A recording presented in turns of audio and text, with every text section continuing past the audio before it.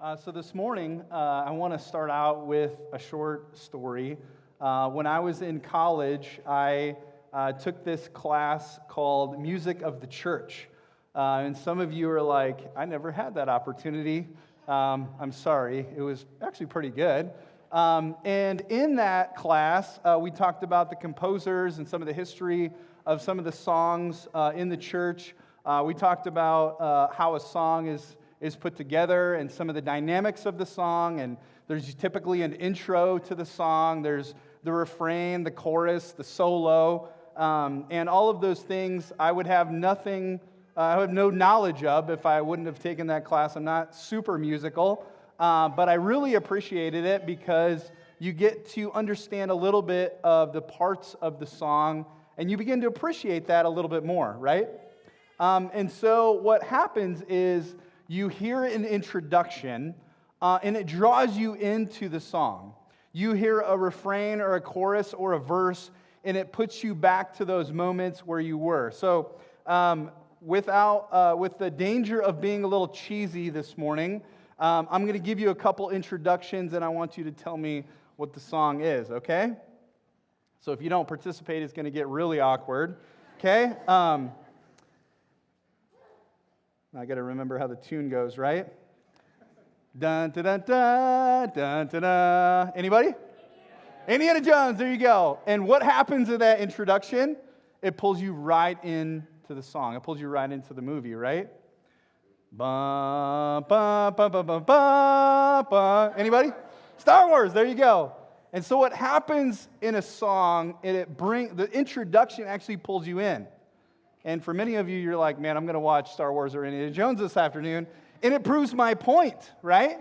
The intro pulls you in such a way that you have to be a part of the song. And in some ways, we have introductions to song, and we have these choruses or refrains that repeat. Like in the early 90s, we had this song, Chumbawamba, I get knocked down, but I get up again. Anybody heard that? All right, so what's the main theme of the song is you get knocked down and you get up again, right? And they repeat it over and over and over, and you can't forget it. You're welcome, right? And so what happens is these songs that we sing, they help us either to draw us in with an introduction, or there's the chorus and the refrain that repeats over and over and over again that reinstates, that actually cements in us the truths, right? And so here's what David does in Psalm 30, is he draws us in with this introduction. He draws us in and he says, I will exalt you, Lord. And this theme that he wants to really press into us is our sermon title for today. Here's the sermon title, The Favor of the Lord Lasts a Lifetime. The favor of the Lord lasts a lifetime. And what he wants to do is he wants to draw us into that refrain that is repeated over and over again in this psalm in all kinds of different creative ways. And the way that he draws us in is he's saying, hey, the Lord's favor is over my life. And so he begins this song with I will exalt you, Lord, because you have lifted me up. And so he draws us in, and so we begin to ask questions like, well, how is the Lord lifted David up? And so the intro brings us in. It may not be as good as a Star Wars intro, because we've heard that too often, or in Indiana Jones, but it should have the same weight and the same drawing, because this theme, this banner, is actually across the scriptures from Genesis to Revelation. So I'm going to give you a couple examples of those, but before I do, our main idea that we're going to tackle today is the Lord's anger lasts for a moment, but his favor lasts a lifetime. The anger of the Lord lasts for a moment, but the favor of the Lord lasts a lifetime. So as we dive into Psalm 30, I want to kind of introduce you to a theme, if you're not as familiar with it, is this exaltation, this lifting up of the Lord. And so 4 verses that I want to give you this morning, if you're like, hey, I don't know if I really believe you, hopefully these will be convincing, a little bit more convincing for you. Psalm 29, if you have not listened to last week's sermon, Brother Eric, thank you for your faithfulness there, brother, and just helping us understand how we ascribe value and worth to the Lord and is his work in creation. And so I want to start with that one, verses 1 and 2. Ascribe to the Lord, you heavenly beings. Ascribe to the Lord glory and strength. Ascribe to the Lord the glory due his name. Worship the Lord in the splendor of his holiness. You see the exaltation of the Lord. Psalm 63:3. My lips will glorify you because your faithful love is better than life. Isaiah 25:1. Lord, you are my God. I will exalt you. I will praise your name, for you have accomplished wonders, plans formed long ago with perfect faithfulness. And lastly, Revelation 4:11, our Lord and God, you are worthy to receive glory and honor and power because you have created all things, and because of your will they exist and they were created. This theme of exalting the Lord isn't just found in some places, but it's actually found throughout the Scriptures. In Psalms, we learn how to do that. I think in some ways we struggle to do that because of our lives are a little bit busy, but what David's helping us to do is to lift up, to see the overarching theme of Scripture, and to see that the Lord's favor over us is for a lifetime. And some of the ways that David describes how the Lord's favor is actually worked in and through his life, we see some of those details actually played out as Jamie read. We see some of those hardships, that he had enemies, that he had a sickness, that he had these different things in his life that actually could destroy him, but actually the Lord's favor over him brought him through all of that. So as we walk through Psalm 30, I hope that you see the big picture, but you also see the small nuances of how the frustrations, the struggles, sometimes the anger of the Lord and how that plays out, but yet the overarching banner is the favor of the Lord for the Christian is forever. So I want to read verses 1 through 3 again. I will exalt you, Lord, because you have lifted me up and have not allowed my enemies to triumph over me. Lord my God. These are very personal words. This word Lord in verse 2 is actually Yahweh, a very personal God who is actually there with David in his trial. David says, I cried for help and you healed me. Lord, you brought me up from Sheol. You spared me from among those going down to the pit. And so as David says, as he exalts the Lord, that language there is actually of a builder. Some of you are in the masonry area. Some of you are in the remodeling business. And you would know that as a builder starts at one level, and as they bring up a wall, you bring that wall up higher than yourself. You actually see the framework of the building being built. You see the house being lifted up. And so David says this, I will lift you up. I will exalt you, Lord. I think for many of us, we can resonate with that because that which David values is what he lifts up. And I think in some ways, we do that in some prideful ways, but in some ways, we just lift up the things that we value. So if you're into crafts or if you're into those types of things, you like to talk about those things. You lift up the things that you value. Now, can that be sinful? Sure. But a lot of times we just talk about the things that we value. Or if you're into sports, sometimes you talk about your glory days. That might be borderline prideful. But for those of you who have nieces or nephews or kids in your GC and you go and watch them play flag football or basketball, you talk about the things that you want to lift up and say, hey man, I saw this happen. Or maybe at work, you're seeing some success, you're seeing some things happening, so you're excited about that, and so you lift up those things of value. I don't think these are like abnormal things, but here's what David does. Is he says, hey, I'm going to lift up not only the things that the Lord does, but I'm going to lift up that who the Lord is. So he's lifting up what the Lord does, but he's actually lifting up the character and the person and the worth of Christ. And more specifically, of the Lord and his God who has brought him up from Sheol, which is the grave. And the same Lord that brought him up from the pit, which is death itself. Verse 1, David says, I will exalt you, Lord, because you lifted me up.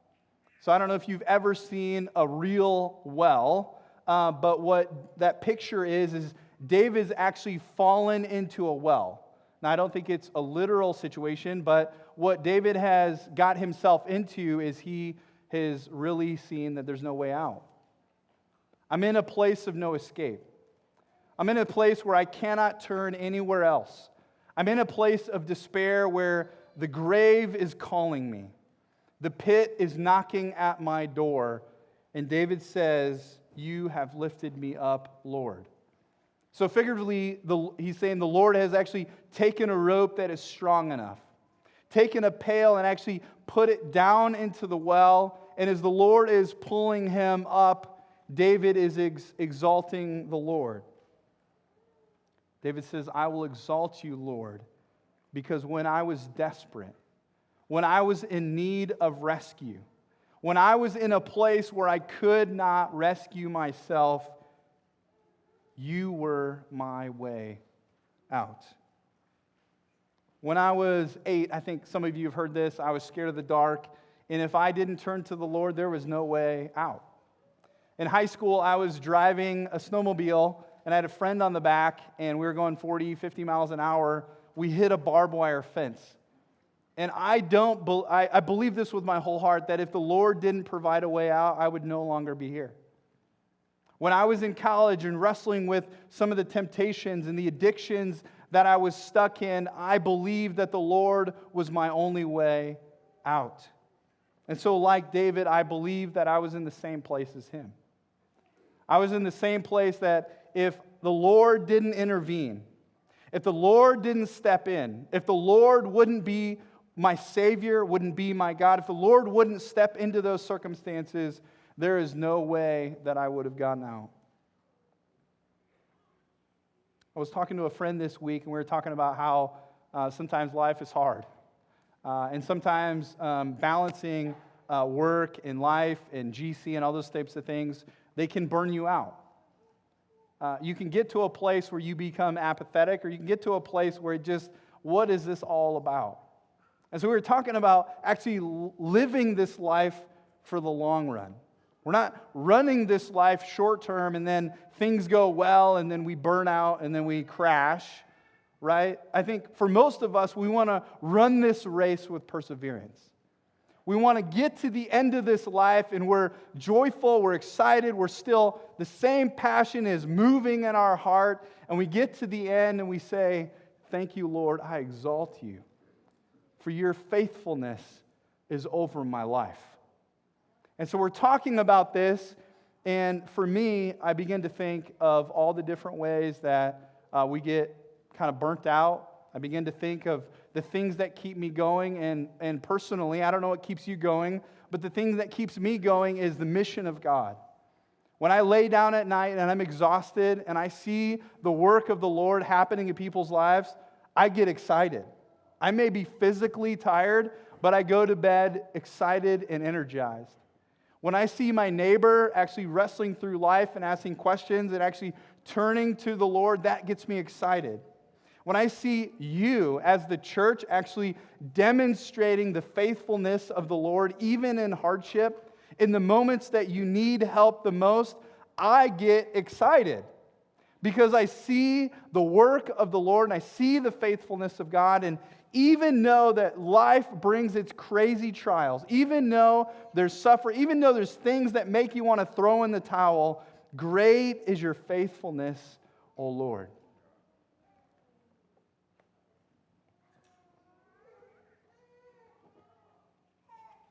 Got way ahead of myself in my notes here. I know that some of us are new in the room. You might not have been at First City for a while. But here's what I will tell you, that First City Church exists first and foremost to glorify God. And I'm going to repeat that again because I think so many of us, we say that and say, yeah. First City Church exists first and foremost to glorify God, period. We exist to lift up Jesus Christ. We exist to bring glory to the Lord. We exist to worship Jesus. Because we know that if Jesus doesn't build his church, then it's not worth it. But if Jesus builds his church and the gates of hell, guess what, church? It will not prevail. Because if we don't abide in Christ, we cannot bear fruit. But if we abide in Christ, we will bear much fruit. So here's what I can tell you. If you're new in the room, and I know some of you are, and some of you are still trying to wrestle out, is First City Church for me? Here's what I will tell you. That in some ways, we're a church plant. In a lot of ways we are, I guess. But in many ways, it's going to be some hard work. You're going to have conflict with people. Your kids aren't going to want to go to First City Kids on some days, not because it's not awesome, but because there's issues going on. You're going to make a meal and bring it to GC and realize it's not a potluck night. You're going to make food and it's going to get to GC and it's cold and somebody's going to complain. You're going to get to First City Kids and your kids aren't going to enjoy it. I don't know why, because it's awesome, right? But there are situations in the life of our church that just aren't going to play out the way that you hoped. But here's what I will tell you. You will meet a people here who love Jesus. You will meet a people here that exist for the glory of God. You will meet a people here who will sacrifice greatly. You will meet a people here who are super generous. You will meet a people who will lend you their car. You will meet a people who will give you a car. You will meet a people who will let you live in their house. Those must be the crazy ones. Just kidding. Right? You will meet a people who live their life for the glory of God because there's nothing else to live for. And so if that seems like a church that you want to be a part of, I want to invite you in. There's going to be some brokenness. There's going to be some frustrations. You're not going to like your leader sometimes. GC isn't going to go the way that you hoped it would be. But here's what I will tell you. That the faithfulness of the Lord, that the favor of the Lord over his people will continue to work day in and day out. And we want to exalt the Lord together. I want to move to verse 4. David says, "Sing to the Lord, you his faithful ones, and praise his holy name. For his anger lasts only a moment, but his favor a lifetime. Weeping may stay overnight, but there is joy in the morning." So right on the heels of David giving exaltation to the Lord is reminding us of the ways that and the nuances of how the Lord has saved him. The Lord has pulled him up out of the pit. He wants to bring this contrast. And this contrast is this, that the Lord's anger is momentary, but the favor of the Lord is overarching all of that. And so I think some of us, we wrestle with that because it's hard to see how could the anger of the Lord be momentary, and sometimes I think I may feel that and wrestling that out, but yet also knowing the overarching truth that the favor of the Lord lasts a lifetime. So I want to be careful here because I think there's a nuance that we need to wrestle out. So in Romans chapter 1, this is true. Romans chapter 1, verse 8, it says, "Therefore there is no condemnation for those who are in Christ Jesus." And yet this other truth is true in Proverbs 3:12, is that the Lord disciplines the one he loves, just as the Father the Son he delights in. Meaning this truth is true, that when Jesus comes again, that when Jesus first came, that he took care of our sin. He died on the cross, he rose again, and that life, if we are in Christ, we are in him. We have a new life. The old has gone and the new has come. But this is also true that we wrestle and we invite in sin and we lay into some of the struggles of our life. We begin to believe those, and we wrestle out, should I do this on my own? Should I persist in this sin? Is this more worthy of the Lord than he is?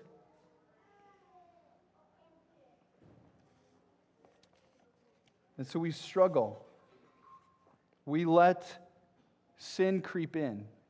We let it take hold. And so these truths are true at the same time. The Lord is favor over us, but yet the Lord is angry with those sins that we continue to struggle with. But here's the truth in Proverbs 3, is that the Lord doesn't discipline us in anger. The Lord doesn't look at us and say, I'm so angry with you, I'm going to discipline you. What does Proverbs 3 say? It says that the Lord's anger comes because He loves us. That His anger is towards the sin. It's towards the things of this broken world, and yet He loves us in the middle of that suffering, in the middle of that sin that we're wrestling through. So if you're in hardship this morning, I want to invite you. The Lord wants to invite you to see that His favor over you is for a lifetime. And I think it's a good time, if you have time this week, I would encourage you, there's a couple passages that I want you to look at and just kind of look at in David's life. So in Psalm 30, there's a pretty good example of how David had sinned, and the anger of the Lord was angry towards David's sin. And so here's an example of that. If you want to read that later this week, it's in 2 Samuel 24. The chronicler of the history of Israel and of the Old Testament. If you want to read that in a different place, it's in 1 Chronicles 21 and 22. And here's how the story goes. So David writes this psalm with the backdrop of how the Lord has been faithful in his life. And so I can imagine that there were a lot of situations where the Lord actually brought up in his mind the ways that the Lord had moved him in a direction to worship Him instead of falling back into sin. And so in 2 Samuel 24 and in 1 Chronicles 21, 22, it was the year 975 BC. David was approximately 60 years old, and he's sitting on his throne looking over Israel, and he looks at Israel and he says, man, look at this power. Look at this might. And in that moment, he calls his commander-in-chief Joab, and he says, Joab, go and count my army. Go and count the majesty of my nation. Go and count the power of my kingship. And Joab, and I'm going to paraphrase here, and Joab in his kindness says, David, you have a big army. You have a great nation. Why do you need to do that? Trying to curb his pride away from what he's just about to do. And so David gives the command again and says, Joab, go and count. Go and take a census. And so Joab goes through Israel and he goes through Judah and he counts the might of David's army. And he counts the people and the wealth and the strength of his nation. And what happens is Joab goes through the nation of Israel and goes through the nation of Judah, and he comes back to David and he reports back the strength of his army and the strength of his might and his kingship. And here's what it says in 2 Samuel 24:10. As soon as Joab told him the number, David's conscience troubled him because his pride had driven him to trust in his strength and not the Lord's. The next morning, the word of the Lord came to Gad the priest, and the Lord gave Gad the priest this message for David. Go and tell David this. You have 3 consequences that you can choose from. Consequence number 1 is that you can have 3 years of famine. Consequence number 2, David, you choose. You can have your enemies chase you for 3 months, and you can run from them. And I can only imagine David's thought of man, I ran from Saul, I ran from Absalom, I'm 60 years old, I don't really want that one. And the third option is you can choose plague. Plague can come to your nation, diminishing the strength and the might of your kingdom. And so David replies to the prophet, I have great anxiety. Please let us fall into the Lord's hands because His mercies are great. But please don't let me fall into the hands of humans. So this angel comes, and a plague comes to the land, and 70,000 people die. And as this angel is standing there, he's holding up his sword for battle, for judgment, and he extends it towards Israel, and the Lord says, enough. Stop. And this place that this angel is standing on is actually the threshing floor. The threshing floor was a place where grain would be brought, and oxen and animals would walk on the grain, and the grain would fall to the ground, and there would be a pitchfork or a winnowing fork that would be thrown in the air. And in the wind, the chaff and the stalk of the wheat would blow, and the grain would fall to the ground. And I can only imagine that as David is seeing this angel stand on the threshing floor, that he's seeing the Lord sift him. He's seeing the Lord actually bring some judgment towards his sin, and David is in fear. If you read in other passages, David actually never goes back to the temple because of this experience. He sees this warrior angel, and he's terrified. And so what happens is, as you read through Chronicles and as you read through 2 Samuel, you'll notice that Araunah is named as one of the names, and Ornan is named in the other chronicle, and it's just another variation of the same name. And what you find is that on this threshing floor, as the Lord is sifting David, you realize that there's other stories in the Bible that actually relate.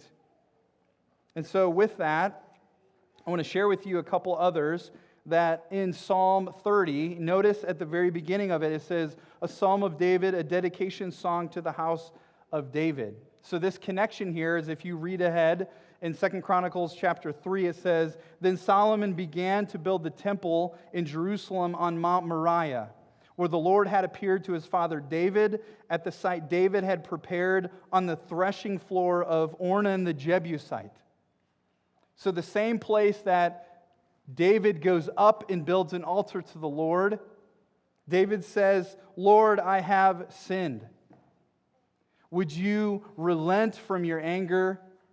Would you turn your favor back to me? And so David says this, would you turn your anger away from your people? Would you judge me? I'm the one who has sinned. I'm the one who has done wrong against you. I'm the one. The same place that this angel was standing and David builds this altar to the Lord is actually the same place that the temple will be built. It's actually the same place. Another person, if you go back to Genesis, I want to share with you because I want to encourage you with this, that the Lord's work continues to work through his people. His faithfulness is from generation to generation. If you go to Genesis chapter 22, verses 1 and 2, we read, after these things God tested Abraham and said to him, Abraham. And Abraham said, here I am. Take your son, he said, your only son whom you love, and go to the land of Moriah.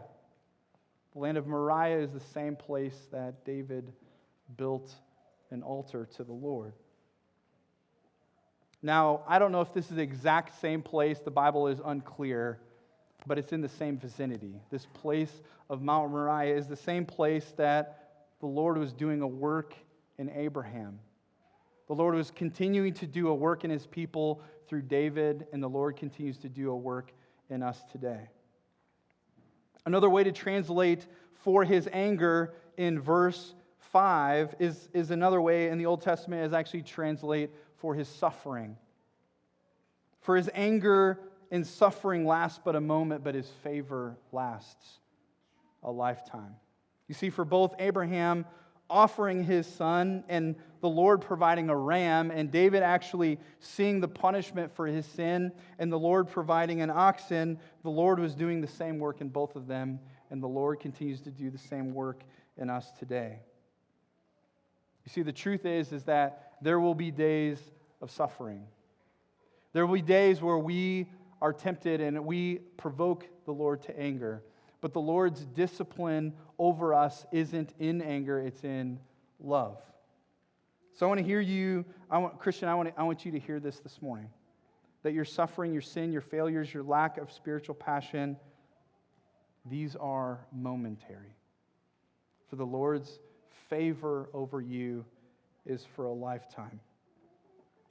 How can the Lord be angry at sin? How can the Lord's anger actually be in these moments and yet His favor be over a lifetime? Well, I believe all of that is actually dependent on the Lord's mercy. If you go back to 2 Samuel 24, and we stop at the place where David is wrestling out with the Lord and the angel is standing there, David says, "Please let this fall on me, Lord, because your mercies are great. Don't let me fall into the hands of humans." In verse 17, it says, "Look, I'm the one who has sinned. I'm the one who is doing wrong, but these sheep, they have done nothing." I think it's pretty powerful that David doesn't run away from the Lord in this moment. I think it's pretty powerful that he doesn't want his life to be put in the hands of men. That in the moment of discipline that David is saying, "Put me in the hands of the Lord. Put me in the hands of the Lord, because I know in this discipline that the Lord's mercy is still for me." For me, I think that's something I've struggled with my whole life. When I'm in struggle, when I'm in sin, I think everything in my fiber, I want to run away. Because in the same way Adam and Eve hid in shame, I have the same temptation. And here's what David does, is he says, "Because of your mercy, because you hold back what I deserve, I would rather be in the discipline of the Lord than in the hands of men."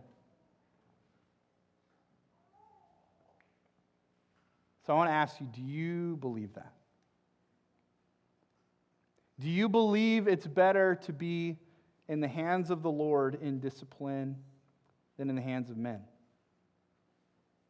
The Lord's mercy actually holds back what we deserve, and the Lord's grace extends to us what we do not deserve.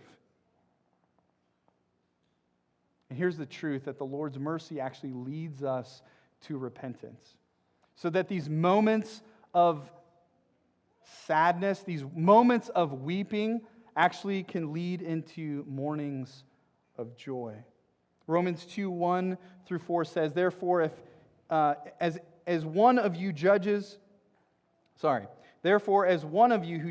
is without excuse, for when you judge another, you condemn yourself.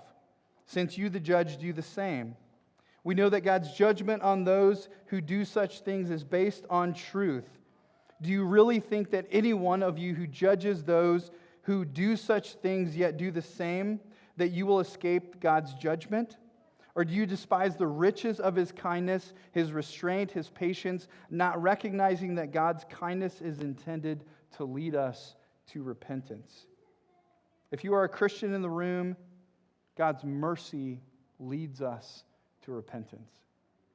If you are someone in the room who is not yet a Christian, God's mercy is to lead you to repentance.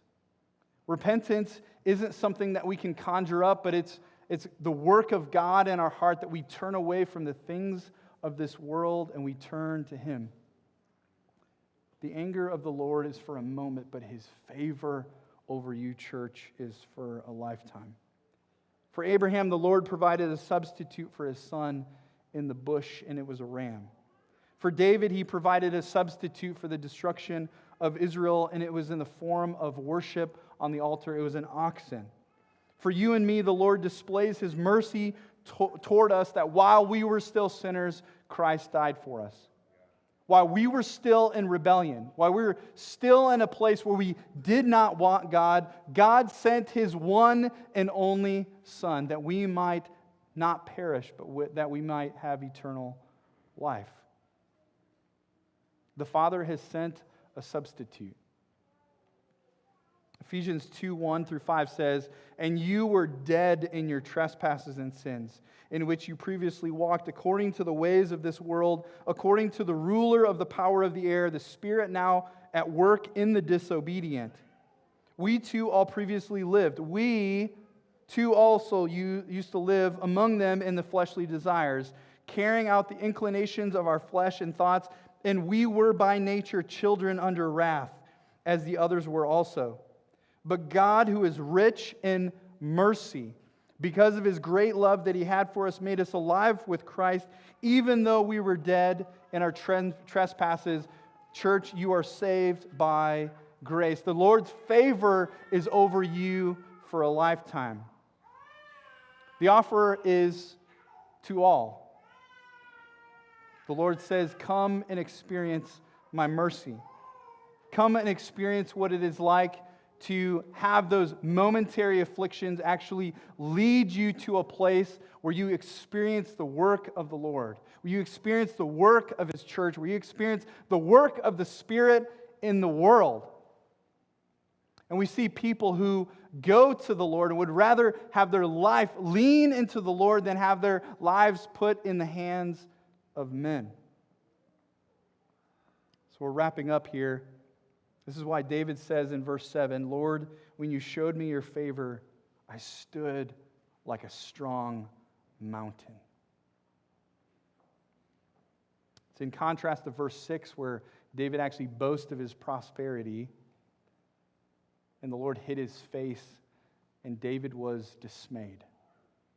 And so David stands on this mountain. He says, I will not be moved.